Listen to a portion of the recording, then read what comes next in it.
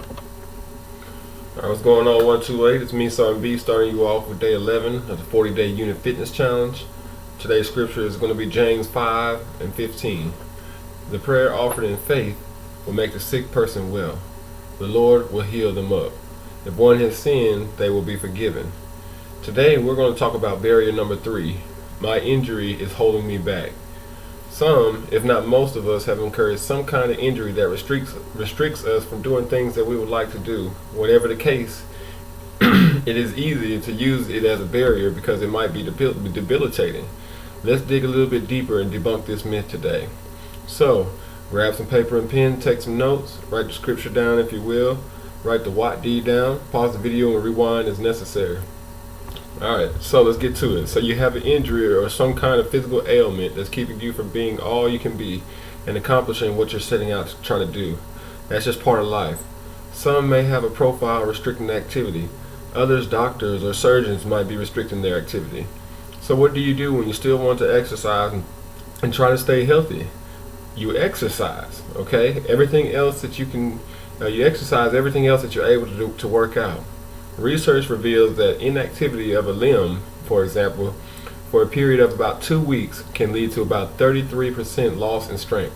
If you want to help put that in different terms, makes you age about 30 years, okay?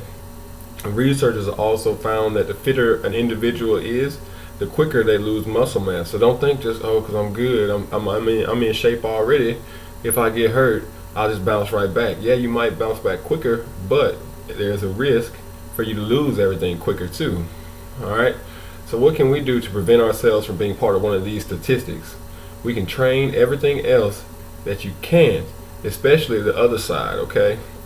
If you have a left leg injury, try to focus on that within the parameters of your injury. Work those muscles up around where it's injured. If your knee hurts, strengthen that whole leg. If your shoulder hurts, strengthen your whole shoulder. If your back hurts, strengthen your core. Things like that, okay? The size of strength gains varies based on the length of training and the type of training that you're doing. But a recent study with 16 highly regulated studies revealed an average strength gain of about 7 to 11% in the uninjured side, okay?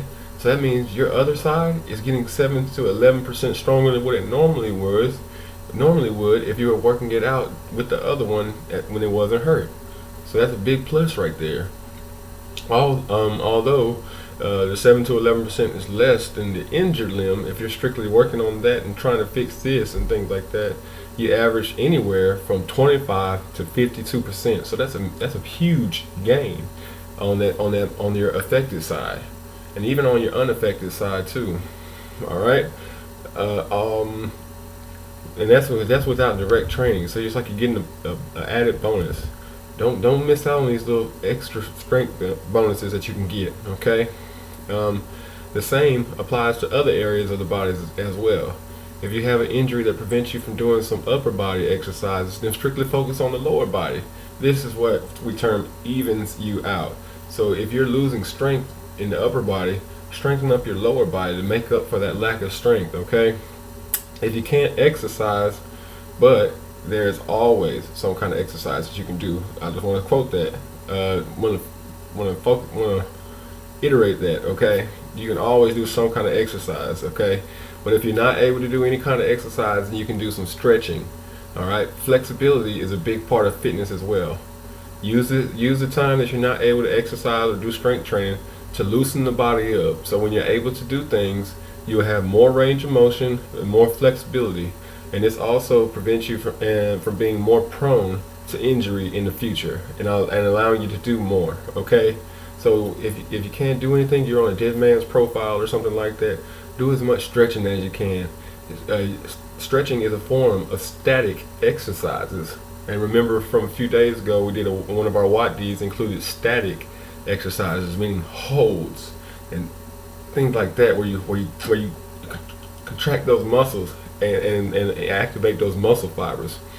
You can do that through flexibility, through stretches as well. Okay, so today's Watt D, we're gonna jump into some full body cardio here. Okay, Complete this. The goal of this one is to complete the exercise as fast as you can.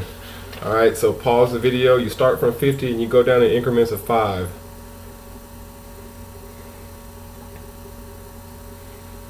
And I'll also post this on the Facebook group.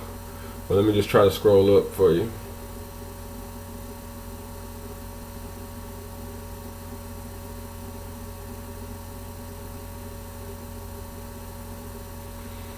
Okay, and I really want to reiterate this 30-second high knee sprints. I know you see me mention these things a lot in the WOD-Ds, but this is important, and I'll explain it to you as we get further on in the program, to right before when we're about to take the PT test, because that comes in key right there at the very end. Okay.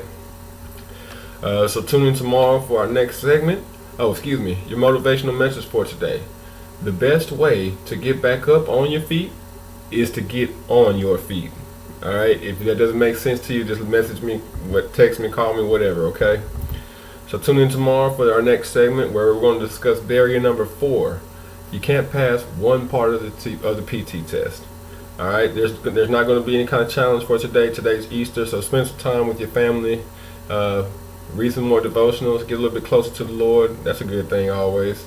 Do some stretching. Do that WOD-D. If you have any questions, comments, concerns, or anything, please call me, text me, send me a message, okay? All right, in the meantime and in between time, let's go 128. You got this. Sergeant B, out.